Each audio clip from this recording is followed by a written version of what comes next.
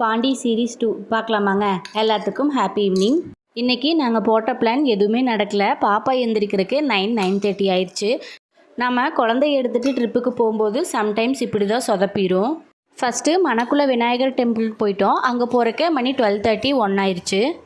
முடிச்சுட்டு next paradise பீச்சுக்கு போயிட்டோம். உண்மையாலுமே குளிக்கிறதுக்கு செம்ம ஸ்பாட்டு. நீங்கள் பாண்டி போகிறீங்கன்னா குளிக்கிறதுக்கு பேரடைஸ் பீச் பிளான் போடுங்க. உண்மையாகவே நல்லா இருந்துச்சு. அது பக்கத்துலேயே போட்டிங், நிறைய ரைடு எல்லாமே அங்கே இருந்துச்சு. ஃபுல்லாக ஃபுட் கோர்ட் மாதிரி உள்ள இந்த மீன், நண்டு எல்லாமே சாப்பிட்றதுக்கு அங்கே அவைலபிளாக இருக்குது.